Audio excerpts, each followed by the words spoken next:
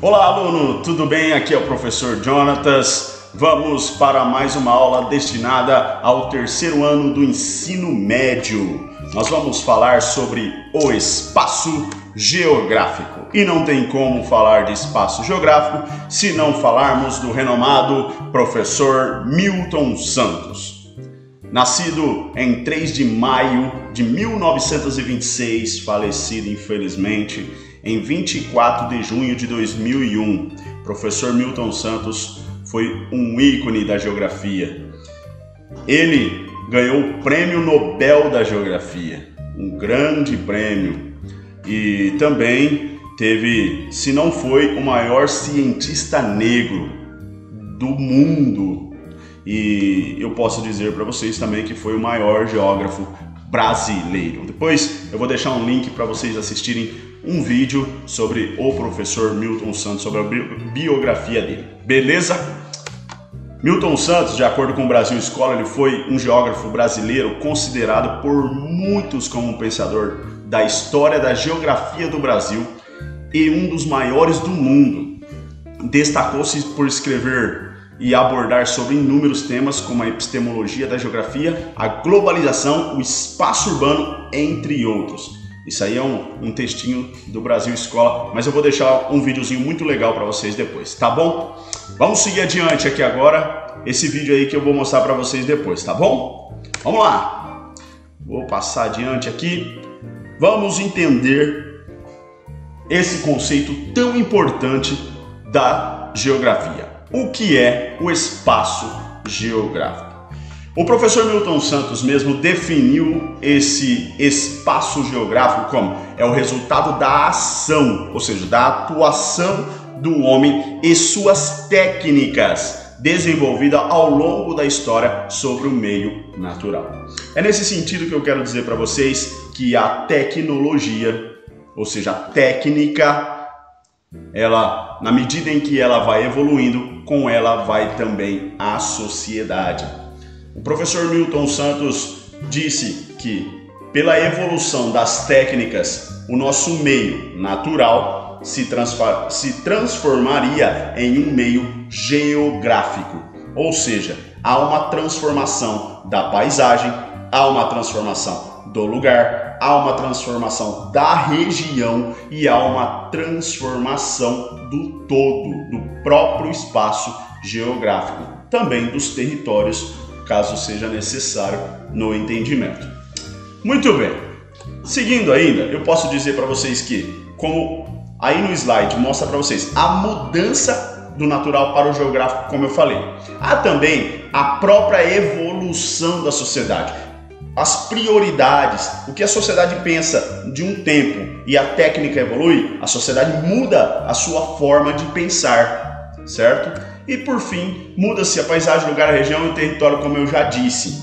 O que eu posso expor para vocês é que quando se estuda o espaço geográfico, que é um dos objetos da geografia, ele pode trazer para vocês o entendimento de muitas situações. Vamos mais adiante que vocês vão entender. Vamos falar do espaço geográfico no passado. Como a sociedade vivia? Ela vivia em harmonia, né? Eu adoro citar ali, por exemplo, uma aldeia de índiozinhos. Essa aldeia, meus caros, os índios simplesmente viviam como autossuficientes, ou seja, eles apenas produziam para o seu próprio consumo. Eles não necessitavam de acumular riquezas. E na medida em que houve a evolução das técnicas, provavelmente mudou-se a forma de pensar e a acumulação de terra primeiro, depois riquezas, foi primordial com a evolução das técnicas. Técnicas, ferramentas e instrumentos acessíveis a todos gera um espaço assim da comunidade. É isso que nós podemos explicar sobre técnicas. Quando ela está disponível para todo mundo consegue evoluir ao mesmo tempo. No momento em que é restringida a um grupo e não a outro, se evolui desigualmente. Eu quero dizer para vocês que na medida em que essa técnica vai se desenvolvendo, há um maior consumo dos recursos naturais. Atualmente, né? Nós podemos dizer que a Terra opera em déficit, ou seja, ela não tem autorrecuperação, né? Olha só uma notícia que eu vou colocar para vocês aí, da revista Super Interessante, esgotamento dos recursos naturais, uma notícia de 31 de outubro de 2016. O mundo está em crise. O uso excessivo dos recursos do planeta pelos humanos está levando a Terra a uma situação de risco nunca vivenciada antes. Pela primeira vez na história, uma espécie pode ser responsável por uma extinção em massa. É muito sério isso. E uma notícia de 2019 do G1. Sobrecarga da Terra 2019. Planeta atinge esgotamento de recursos naturais mais cedo em toda a série histórica. Índice é medido desde 1970. A partir dessa segunda, dia 29 de julho de 2019, a humanidade entrará no vermelho no uso de recursos naturais, ou seja, usa mais do que a Terra consegue repor. Pessoal, o que eu digo para vocês que nós operando em déficit, ainda a luta é por terra, ainda a luta é por poder, e o esgotamento de recursos naturais acaba por prejudicar toda a humanidade, de maneira geral, certo? A falta de sustentabilidade, ela pode não amparar as gerações futuras. Ela simplesmente começa a destruir a economia do nosso país, do nosso mundo já, porque começa uma correria desigual. E os países hegemônicos, que sempre consomem mais recursos pela evolução da técnica, acabam por sair na frente. Nesse sentido, eu vou falar para vocês, estou colocando uma imagem como os índios viviam, né, uma imagem até assim de uma manifestação, né? Mas enfim, olha só que nós podemos ver a paisagem em volta dessa tribo, certo? Os índios vivem assim e a sociedade deveria também viver assim para que não esgotasse os recursos para as próximas gerações. Os índios têm as suas técnicas, né? E aí um exemplo da cidade de Ouro Preto, uma paisagem que eu quero dizer geográfica já alterado natural, certo? E essa paisagem geográfica eu quero deixar bem claro para vocês que é de uma outra época. Se vocês podem ver o formato das casas, a forma como está a igreja, por exemplo, né? As casas grandes, por exemplo, e não são coisas da nossa época agora, do século 21. Isso são casas do século passado, até de outros séculos, né, anteriores.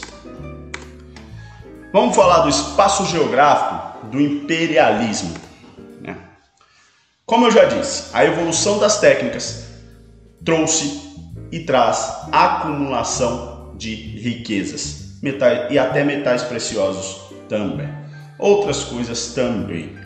Eu posso dizer para vocês de uma maneira muito simplista, até sucinta, dizer que nesta época quem tem terra tem poder. Os pensadores da geografia, por exemplo, Karl Ritter, Alexandre von Humboldt e Friedrich Hatzel, os pensadores alemães, já pregavam a teoria do espaço vital. Essa teoria falava: quem tem terra tem poder. Nesse sentido, o meio, no determinismo geográfico, o meio influenciaria a vida dos homens, era assim que eles acreditavam. Já no possibilismo geográfico, para a gente dar uma relembrada, o possibilismo geográfico não tem jeito de nós falarmos de Vidal de Lablache, um francês, teoria possibilista, onde o homem tem a sua influência no meio, certo? Nesse sentido, pessoal, eu quero deixar claro para vocês que nós podemos buscar essa forma de poder. Nós, digo no sentido imperialista. Por que nós precisamos entender isso? No feudalismo, por exemplo, o feudalismo, quem tinha terra tinha poder. O senhor da terra era diferente daqueles que não compartilhavam por terra, e isso distinguia os membros daquela sociedade.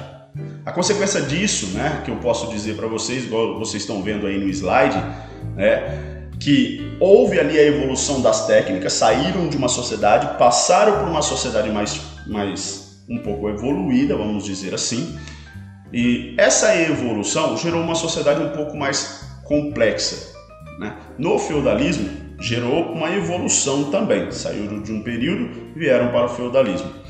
A consequência disso, fomos evoluindo. Olha aí, feudalismo, coloquei para vocês. Ter terra era o principal fator de diferenciação entre os membros da sociedade europeia. Já o capitalismo, o ritmo acelerou mais ainda. E a busca é incessante pelo lucro. Atualmente vivemos esse sistema econômico capitalista e quem conquista mais territórios tem mais poder. A busca, né, por esse território hoje, talvez ele não seja assim um espaço físico, por causa do advento da globalização. Mas a busca pelo território, ou seja, para homogeneizar diferentes lugares, deixar para que essas empresas possam impor os seus interesses mercantis, é de extrema importância para as empresas. E esse ritmo acelerado acabou eclodindo em 2 guerras mundiais na destruição, porque as empresas queriam recursos, essas empresas buscavam dominar o espaço e acabavam por não conseguir, buscando também formas de influenciar os governos politicamente para que eles tomassem e fizessem o crescimento da sociedade. E aí, por exemplo, na Primeira Guerra Mundial, que nós falamos dos pensadores da geografia como o Hartzell, que ele falava da teoria do espaço vital, que foi utilizado principalmente nas guerras mundiais. A ideia, principalmente ali da Alemanha, era buscar territórios. Para quê? Para buscar mais recursos e dominar os poderes, para se tornar uma hegemonia. Palavra-chave de estudo, hegemonia. Né? O que pode ser hegemonia? Estar acima. Estar acima de que forma? Militarmente, economicamente, culturalmente, certo? Quem tem hegemonia, por quê? Porque tem o controle das técnicas, ou seja, das tecnologias. Entenderam esse ponto de vista? O que eu deixo para vocês é o seguinte, que a partir de toda essa evolução das técnicas, nós tivemos a DIT. A DIT é a Divisão Internacional do Trabalho. Um exemplo muito simples aqui. Imagine um carro sendo produzido.